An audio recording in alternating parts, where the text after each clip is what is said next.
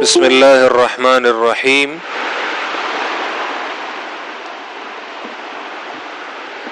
یہاں پہ اس کلاس میں ہم اصول حدیث بھی آگے بڑھائیں گے اور ساتھ میں جو موطا محمد کی احادیث ہیں تو ان میں بھی جو بعض منتخب ابواب ہیں وہ ہم پڑھیں گے انشاءاللہ۔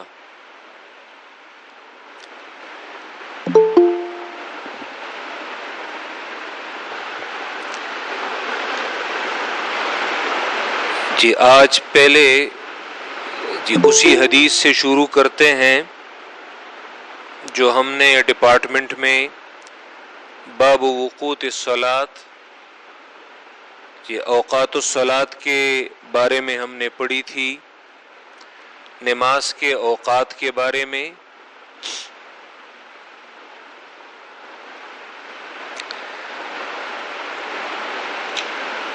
حدیث کی کتابوں میں کبھی مواقیت الصلاۃ آتا ہے، کبھی اوقات الصلاۃ آتا ہے، کبھی وقوت الصلاۃ آتا ہے، ساروں کا ایک ہی معنی ہے۔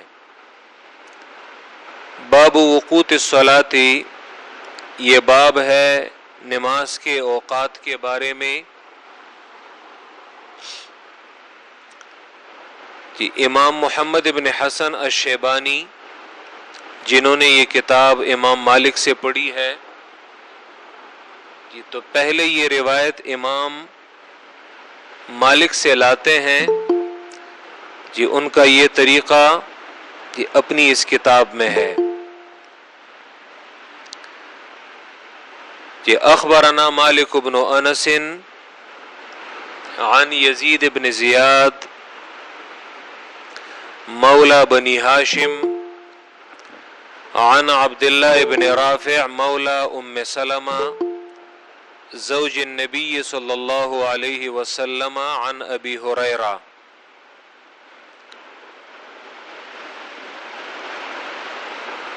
یہ سند وہ ذکر کر رہے ہیں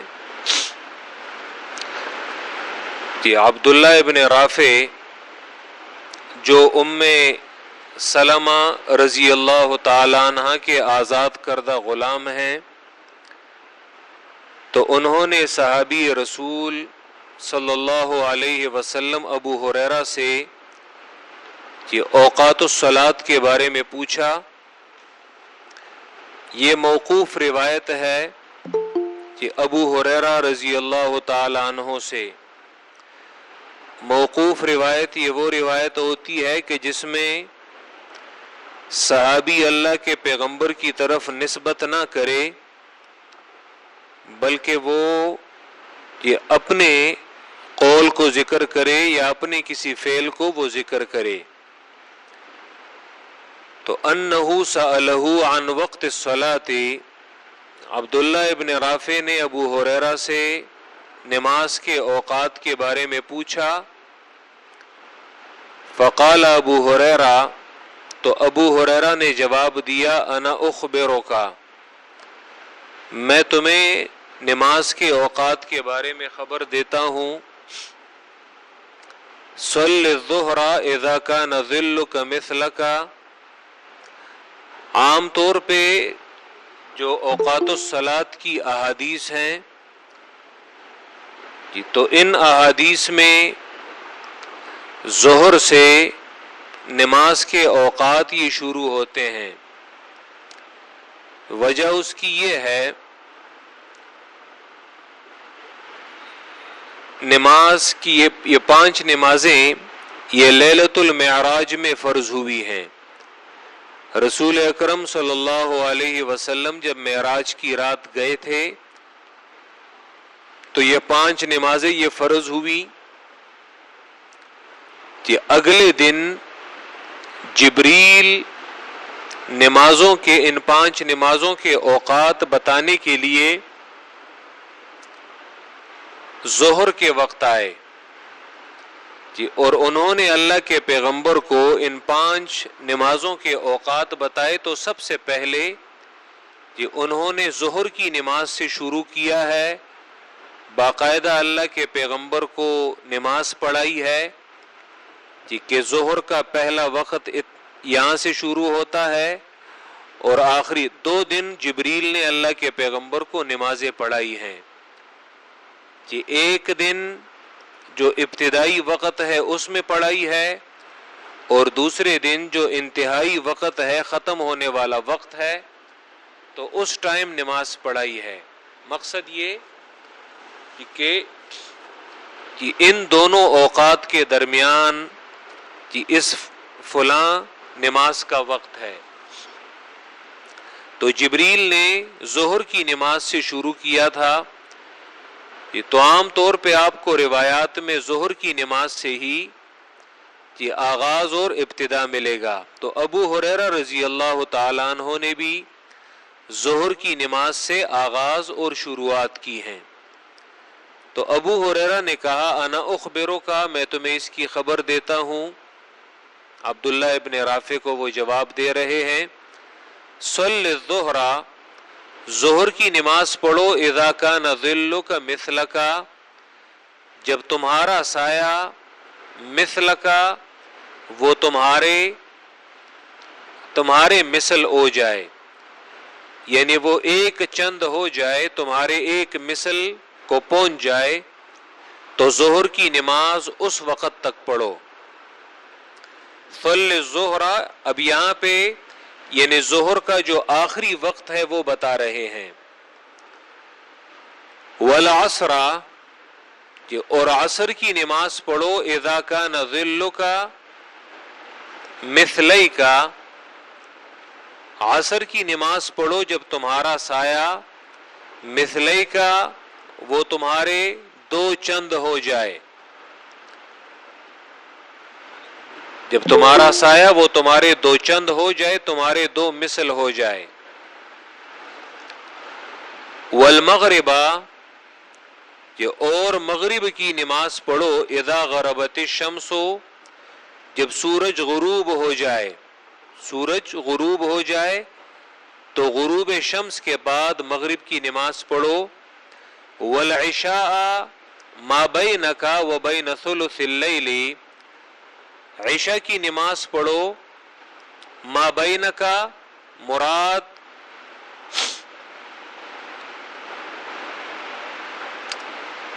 ما بینک و بین ثلث اللیل، دراصل یاد رکھیں لیل کا آغاز یہ ہوتا ہے غروب آفتاب سے، غروب شمس سے.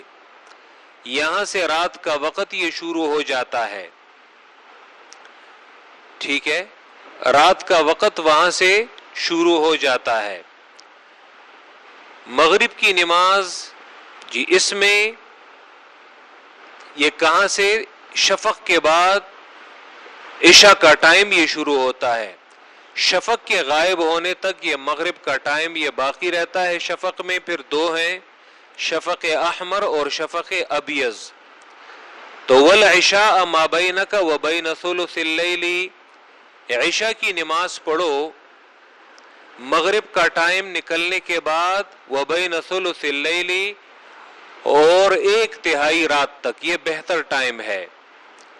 فإن نمت إلى نصف الليل، پس اگر تم سو جاؤ إلى نصف الليل، آدھی رات تک، فلا نامت عیناک، تو نہ سوئے تمہاری آنکھیں. مطلب یہ کہ آدھی رات تک عشاء کی نماز یہ ہو جاتی ہے. اس میں اختلافات جو ہے اقوال وہ ذکر کرتا ہوں. وصل الصبح بغلس، اور صبح کی نماز پڑھو تاریکی میں، یعنی ابھی وہ صبح کی روشنی وہ ظاہر نہیں ہوئی بلکہ غلس، جس طرح مثلا میں نے بتایا تھا رمضان کی راتوں میں، رمضان کے مہینے میں ہم صبح کی نماز وہ غلس میں ہی پڑھتے ہیں. نماز کے اوقات کے بارے میں کہ آپ لوگ یہ بڑی بڑی اصطلاحات یہ یاد رکھیں.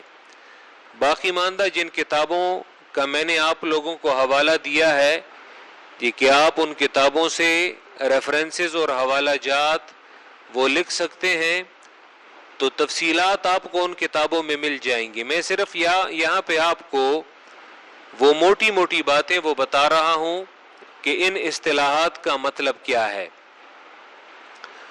ظہر کی نماز زوال شمس سورج جب بالکل نصف النہار پہ اور دن کے درمیان میں وہ جب سروں کے اوپر کھڑا ہو جائے، یہ استواء الشمس ہے، نصف النہار ہے، یہ آدھا دن بالکل سورج وہ جب سروں کے اوپر کھڑا ہو جائے، پھر جب اس سے تھوڑا سا مغرب کی طرف وہ جب جھکنا شروع ہو جاتا ہے تو اسے زوال شمس کہتے ہیں، اسے سورج کا زوال کہتے ہیں۔ یہ قرآن بھی کہتا ہے اقم الصلاۃ لدلوک الشمس الی غسق اللیل، تو دلوک الشمس یہ وہی سورج کا وہ زوال ہے۔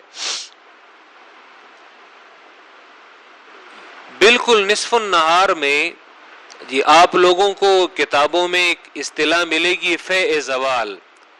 فیء زوال یہ وہ سایہ ہے جب سورج بالکل سروں کے اوپر کھڑا ہو جائے تو اس وقت وہ جو تھوڑا سا سایہ ہوتا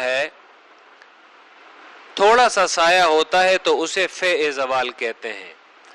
یعنی سورج بالکل سر کے اوپر کھڑا ہے تو اس وقت بھی اگر آپ کوئی چیز وہ کھڑی کر دیں یا آپ خود کھڑے ہو جائیں تو اپنے نیچے قدم کی طرف اگر آپ دیکھ لیں تو آپ کے بدن کا تھوڑا سا سایہ وہ آپ کے بدن سے وہ نظر آ رہا ہوگا، تو اسے فیء زوال کہتے ہیں۔ یعنی زوال کے وقت بالکل ایسا نہیں کہ کسی چیز کا ادنا سا سایہ بھی نہ ہو۔ تو اسی لیے یاد رکھیں، یعنی ظہر کا وقت فیء زوال یعنی اس تھوڑے سے سائے اس کے بعد جو ہے وہ شروع ہوتا ہے، فیء زوال کا سایہ وہ نکال دیں گے، ٹھیک ہے جی۔ اسی لیے جب ظہر کا وقت ختم ہوتا ہے تو فیء زوال کا وہ جو سایہ ہے وہ بھی آپ نے ساتھ میں ملانا ہے۔ عصر کا جو وقت شروع ہوتا ہے تو وہ جو نصف النہار کے وقت وہ جو تھوڑا سا سایہ ہے تو آپ نے اس سائے کو بھی مد نظر رکھنا ہے، تو اس کے بعد عصر کا ٹائم وہ شروع ہوگا، ٹھیک ہے۔ مثلا وہ چند سینٹی میٹر ہی کیوں نہ ہو، 1 انچ 2 انچ سایہ ہی کیوں نہ ہو، لیکن آپ نے وقت میں اس سائے کو بھی مد نظر رکھنا ہے۔ تو ایک اصطلاح فیء زوال کی ہے۔ پھر مثل اول اور مثل ثانی کے متعلق اس میں اختلاف ہے کہ آیا ظہر کا وقت یہ کہاں تک ہے، تو جمہور فقہا کا مسلک یہ ہے ظہر کا وقت یہ مثل اول تک ہے، اور ساتھ میں وہ فیء زوال وہ بھی ملا لیں، وہ جو تھوڑا سا سایہ ہے مثل اول تک ہے، جب ہر ایک چیز کا سایہ وہ ایک مثل ہو جائے یعنی اس کے برابر ہو جائے۔ یہ جمہور فقہا کا مسلک ہے۔ امام ابو حنیفہ رحمہ اللہ کا ایک قول بھی حسن ابن زیاد کی روایت سے وہ بھی اس طرح کا ہے۔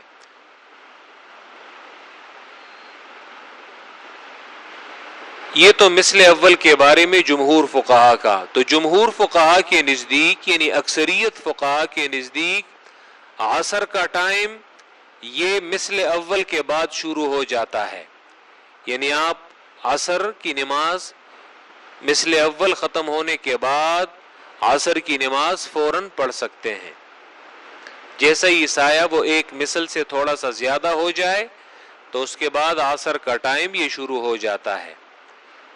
امام ابو حنیفہ رحمہ اللہ ان کا جو مشہور قول ہے جو کہ احناف کے نزدیک وہ رائج ہے اور اس پر عمل کرتے ہیں، وہ یہ ہے کہ ظہر کی نماز یہ مثلین تک جب ابھی سایہ جو ہے وہ 2 مثل تک نہیں پہنچا کسی چیز کا، تو ظہر کی نماز اس وقت تک پڑھی جا سکتی ہے۔ عصر کی نماز جب ہر چیز کا سایہ دگنا ہو جائے اور ساتھ میں وہ فیء زوال کا وہ تھوڑا سا حصہ بھی ملا لے تو عصر کی نماز مثلین کے بعد یہ شروع ہو جاتا ہے۔ اس طرح عام طور پہ یہاں پہ پاکستان میں لوگ امام ابو حنیفہ کے اسی قول کو فالو کرتے ہیں، کہ امام ابو حنیفہ کہ ان سے اس بارے میں 4 اقوال یہ کتابوں میں یہ منقول ہیں. کہ ایک قول تو یہ والا ہے کہ جس پر عمل کیا جاتا ہے کہ مثلین تک ظہر کا وقت ہے، اور جب ہر چیز کا سایہ وہ دگنا ہو جائے تو اس کے بعد عصر کا ٹائم یہ شروع ہو جاتا ہے، جس طرح اس پر عمل کیا جاتا ہے یہاں پہ. دوسرا قول ان کا جمہور فقہا کے مطابق ہے کہ امام ابو حنیفہ رحمہ اللہ سے ایک قول یہ بھی منقول ہے کہ ایک مثل تک یہ ظہر کا ٹائم ہے اور اس کے بعد عصر کا ٹائم یہ شروع ہو جاتا ہے. تو اس سلسلے میں تو بالکل یعنی کوئی اختلاف وہ باقی نہیں رہتا. دوسرا قول وہ ہے کہ جس پر عمل کیا جاتا ہے اور یہ زیادہ مشہور ہے کہ مثلین تک ظہر کا وقت ہے اور مثلین کے بعد عصر کا ٹائم یہ شروع ہو جاتا ہے. امام ابو حنیفہ رحمہ اللہ کی طرف 2 اقوال اور بھی منسوب ہیں.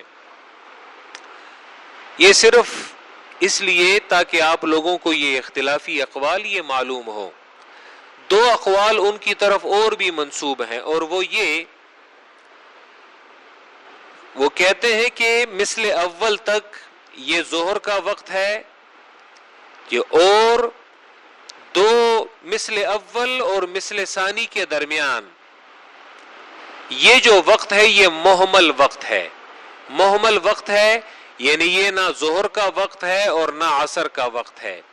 یہ بالکل ایسی بات ہے جس طرح مثلا طلوع آفتاب تک یعنی سورج کے طلوع ہونے تک یہ جو وقت ہے یہ فجر کا وقت ہے، اور ظہر کا وقت یہ زوال شمس سے شروع ہوتا ہے. تو سورج نکلنے کے بعد زوال آفتاب تک، زوال شمس تک یعنی دوپہر کے ٹائم تک یہ جو وقت ہے یہ محمل وقت ہے، یعنی اس میں یہ نہ فجر کا وقت ہے اور نہ ظہر کا وقت ہے. تو ایک قول ان کی طرف یہ منسوب ہے کہ مثل اول کے بعد اور مثل ثانی سے پہلے یہ جو ٹائم ہے یہ محمل وقت ہے، یہ نہ ظہر کا وقت ہے اور نہ عصر کا وقت ہے. امام ابو حنیفہ کی طرف تیسرا قول یہ منسوب کیا جاتا ہے. اور ایک چوتھا قول بھی منسوب کیا جاتا ہے، وہ یہ کہ یہ وقت یہ مشترک ہے، یعنی اس میں ایک شخص ظہر کی نماز بھی پڑھ سکتا ہے اور اس میں ایک شخص عصر کی نماز بھی پڑھ سکتا ہے. ٹھیک ہے، لیکن امام ابو حنیفہ رحمہ اللہ کا یہ ایک قول جس پر عمل کیا جاتا ہے یہ زیادہ مشہور ہے. مثلین کے بعد عصر کا وقت اور مثلین تک ظہر کا وقت یہ زیادہ مشہور ہے، اور یہ 3 اقوال یہ اتنے مشہور نہیں ہیں. تو یہ تو عصر اور ظہر کے حوالے سے یہ اختلاف تھا. پھر مغرب کے حوالے سے حدیث میں یہ آتا ہے کہ جب تک شفق غائب نہ ہو مغرب کی نماز پڑھیں. تو شفق میں پھر اب حدیث میں یہ وضاحت نہیں کی گئی کہ شفق سے مراد وہ جو آسمان میں سرخی ہے وہ شفق احمر مراد ہے، یا آسمان میں جو سفیدی ہوتی ہے، احمر پہلے ختم ہوتا ہے سرخی اور سفیدی وہ ابھی باقی رہتی ہے. تو حدیث میں احمر اور ابیض کی قید یہ نہیں ہے. پھر اسی وجہ سے فقہاء میں اختلاف ہوا ہے کہ شفق کا اطلاق یہ کس پر ہے. تو بعض فقہاء کہتے ہیں، اس میں امام شافعی کا تو نہایت سخت مسلک ہے، وہ کہتے ہیں کہ مغرب کی نماز کا ٹائم وہ نہایت قلیل ہے.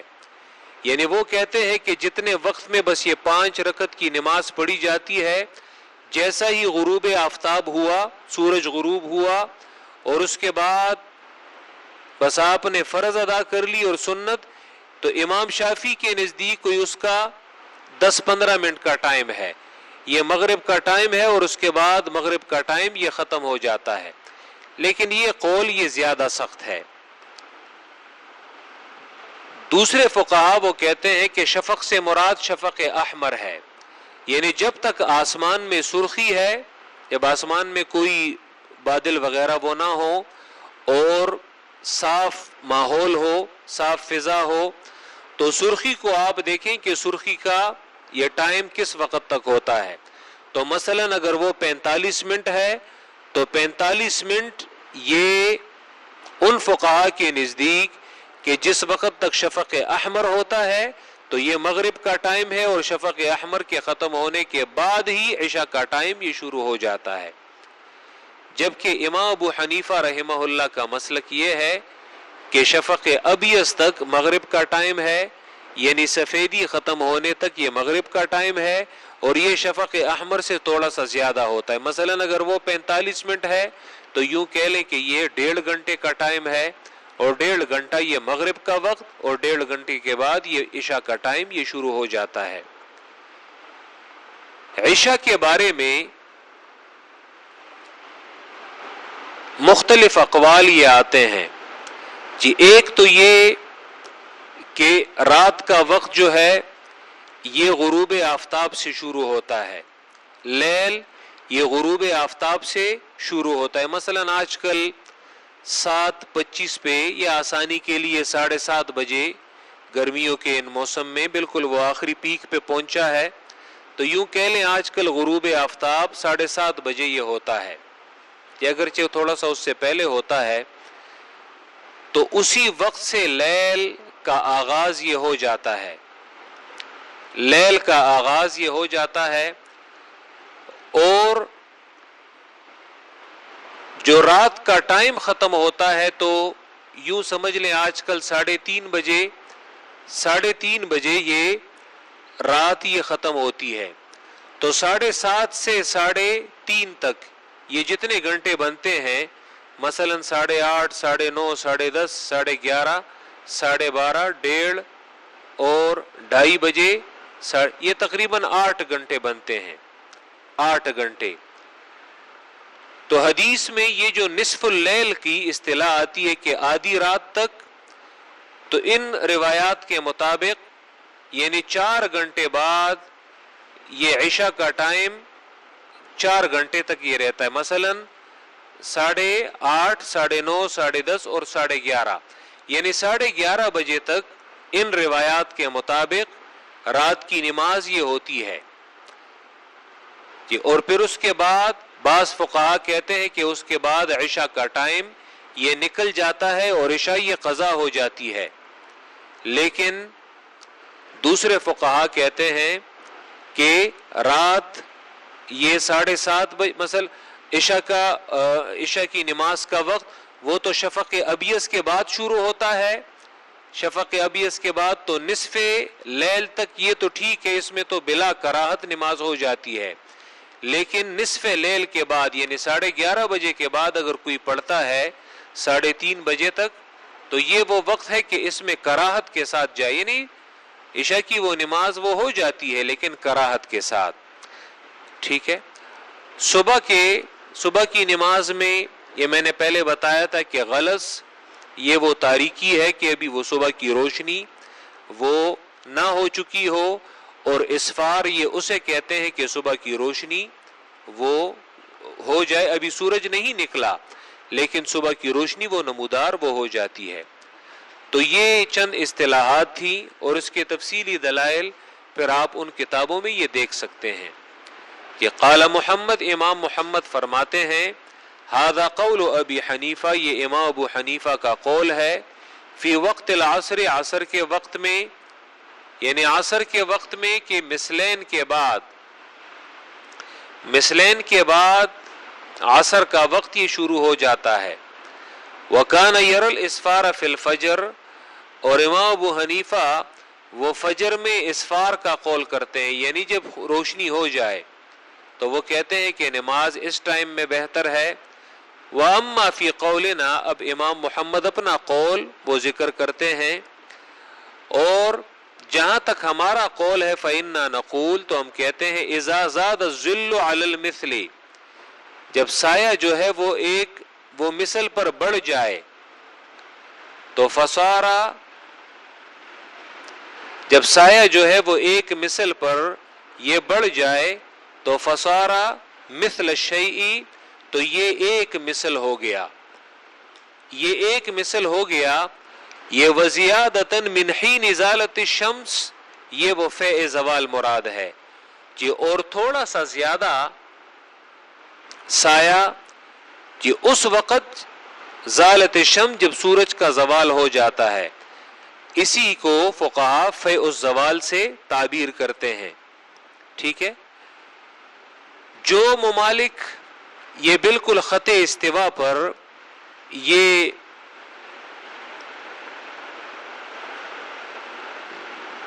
بار بار یہ میسج فضول میں نہ کیا کریں.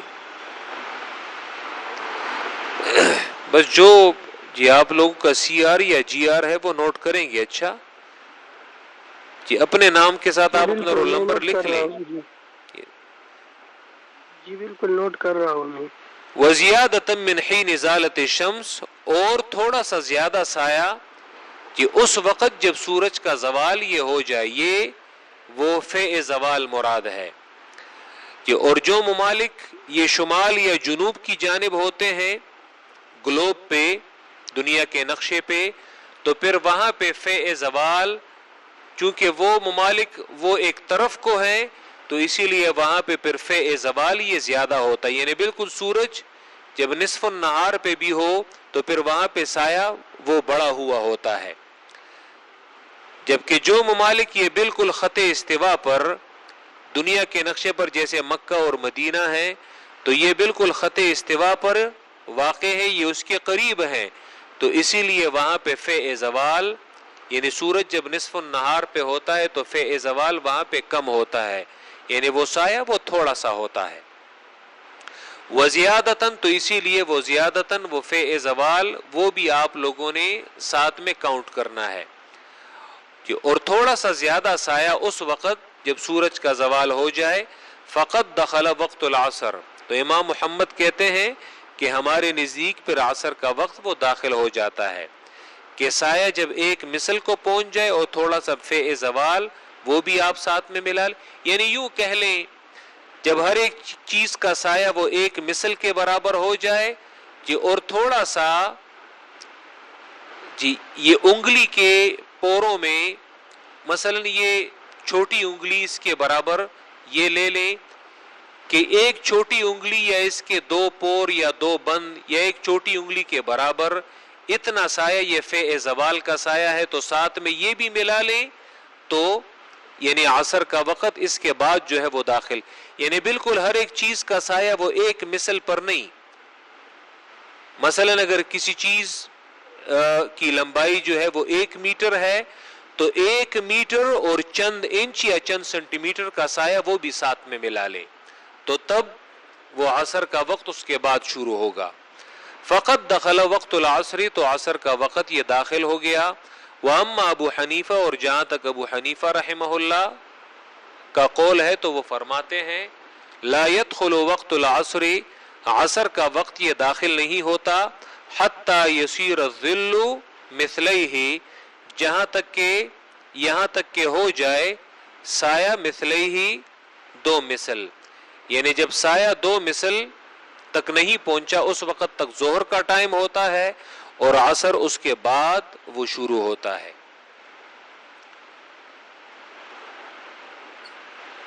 دوسری روایت اخبرنا مالک ہمیں امام مالک نے خبر دی اخبرنی ابن شہاب الزہری وہ ابن شہاب الزہری سے امام مالک کے استاد ہیں اور ابن شہاب الزہری عروہ سے عروہ ابن زبیر سے یہ قال حدثتنی عائشہ مجھے عائشہ رضی اللہ تعالی عنہ نے حدیث بیان کی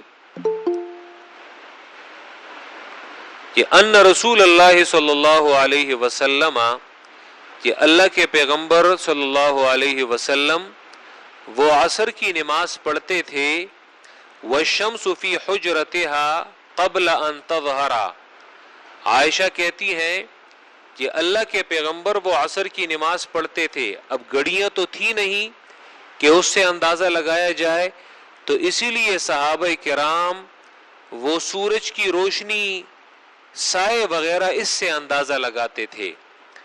تو عائشہ فرماتی ہے کہ اللہ کے پیغمبر وہ عصر کی نماز مسجد میں اس وقت پڑھتے تھے والشمس فی حجرتها کہ اور سورج یہ ان کے حجرے میں ابھی ہوتا تھا، یہ قبل ان تظہرا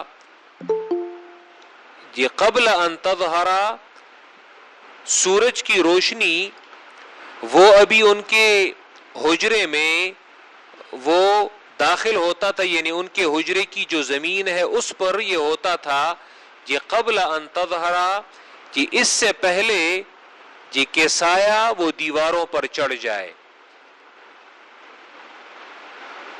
جی اس سے پہلے کہ وہ سایہ جو ہے وہ دیوار پر وہ چڑھ جائے، یعنی سورج جیسے جیسے غروب کی طرف وہ بڑھتا چلا جاتا ہے تو وہ جو سورج کی روشنی ہے تو وہ یعنی گھر کے آنگن سے، گھر کے صحن سے رفتہ رفتہ سایہ جو ہے وہ دیوار پر وہ چڑھنا وہ شروع ہو جاتا ہے۔ کہ اس کا مطلب یہ کہ سورج ابھی زیادہ وہ غروب کی طرف وہ نہیں گیا ہوتا تھا اور ابھی سایہ جو ہے وہ دیوار پر نہیں چڑھا ہوتا تھا، اور سورج کی روشنی یہ جو ان کے حجرے میں داخل ہوتی تھی اور ابھی ان کے یعنی حجرے کے زمین پر ہی ابھی سایہ وہ بھی برقرار ہوتا تھا۔ مقصد یہ ہے یہ قبل ان تظہرا، اس سے پہلے کہ وہ سایہ وہ دیوار پر چڑھ جائے، قبل ان تعلو علی الجدار۔ مقصد یہ ہے کہ اللہ کے پیغمبر اسی سے پھر اب یہاں پہ یہ اس میں ایک مثل یا دو مثل کا پتہ نہیں چلتا، اسی لیے فقہائے کرام ہر کوئی پھر اس حدیث سے جی اپنے دلائل کے مطابق وہ اس کی تشریح وہ کرتے ہیں۔ تو کوئی کہتا ہے کہ چونکہ جی امہات المومنین کے حجرے وہ اتنے بلند بانگ نہیں ہوتے تھے، وہ چھوٹے حجرے ہوتے تھے، تو اسی وجہ سے اگر چھوٹے مکان میں کہ اس کی دیواریں اتنی بلند نہ ہو تو اگر سورج مثلین کے بعد بھی ہو جیسے امام ابو حنیفہ کا قول ہے تو تب بھی ابھی سایہ وہ اس کی زمین پہ ہی پڑا ہوگا اور زمین پہ ابھی وہ سایہ وہ دیوار پہ چڑھا نہیں ہوگا۔ دیگر فقہا کہتے ہیں دیکھیں ایک مثل کے بعد جو ہے وہ عصر کا وقت وہ شروع ہو جاتا ہے، کیونکہ یہ تب ہی ممکن ہے جب مثل اول کے بعد عصر کا ٹائم وہ شروع ہو جائے۔ تیسری روایت ہے اخبرنا مالک، ہمیں امام مالک نے خبر دی، قال اخبرنی ابن شہاب الزہری عن انس ابن مالک انہ قال، یہ انس ابن مالک صحابی کہتا ہے یہ کننا نصلی العصر، تھے ہم کہ ہم عصر کی نماز پڑھتے تھے، یعنی یہاں پہ مسجد نبوی میں ہم عصر کی نماز پڑھ لیتے تھے۔ ثم يذهب الذاهب الى قباء، یہ قبا مسجد قبا یہ تقریباً 3 میل کے فاصلے پہ ہے مدینہ منورہ سے۔ ثم يذهب الذاهب، یہ اور پھر چلنے والا چلتا، یعنی یہاں پہ مسجد نبوی میں عصر کی نماز پڑھنے والا شخص وہ پیدل چلتا الی قباء، قبا کی طرف، وہ یہ 3 میل کا فاصلہ یہ طے کرتا، 3 میل کا یہ فاصلہ یہ طے کرتا، فیأتیہم، تو وہ شخص قبا والوں کی طرف وہ آتا، والشمس مرتفعتن، جو اور سورج جو ہے وہ ابھی چڑھا ہوا ہوتا، یعنی مطلب یہ کہ سورج ابھی بھی کافی بلند ہوتا اور ایک شخص باقاعدہ عصر کی نماز پڑھ کر وہ قبا بھی پہنچ جاتا۔ مقصد یہ ہے کہ عصر کی نماز مسجد نبوی میں اتنی ارلی اور اتنی پہلے وہ پڑھی جا چکی ہوتی، ٹھیک ہے، اس سے مقصد یہ ہے کہ اب اس سے فقہا ہر کوئی جو مثل اول کے بعد عصر کے وقت کے داخل ہونے کے قائل ہیں تو وہ اس کو اپنے دلیل کے طور پہ، اور جو مثلین کے بعد تو وہ اس سے اس کی وہ اپنی تشریح کرتے ہیں۔ والشمس مرتفعتن، اور سورج ابھی خوب چڑھا ہوا ہوتا۔ یہ اگلی روایت ہے اخبرنا مالک، یہ اخبرنا اسحاق ابن عبداللہ ابن ابی طلحہ عن انس ابن مالک، یہ بھی انس ابن مالک کی روایت ہے، قال وہ فرماتے ہیں کہ کننا نصلی العصر، ہم عصر کی نماز پڑھتے تھے مسجد نبوی میں. ثم يخرج الانسان الى بني عمرو بن عوف. عمرو بن عوف محلوں کے نام، جس طرح مثلا محلوں کے مختلف نام ہوتے ہیں مختلف افراد کے نام پہ. ثم يخرج الانسان الى بني عمرو بن عوف. عمرو بن عوف کا یہ محلہ یہ مسجد نبوی سے 2 میل کے فاصلے پہ تھا. یہ 2 میل کے فاصلے پہ تھا.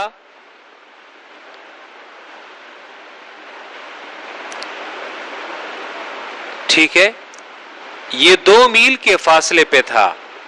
جس طرح مثلا میں نے اس کے حوالے سے ذکر کیا قبا کے حوالے سے کہ قبا یہ تقریباً مسجد نبوی سے 3 میل کے فاصلے پہ تھا، یا 2 میل کے فاصلے پہ یا 3 میل کے فاصلے پہ. تو اسی طرح یہ بنی عمرو بن عوف یہ محلہ یہ بھی مسجد نبوی سے 2 یا 3 میل کے فاصلے پہ تھا.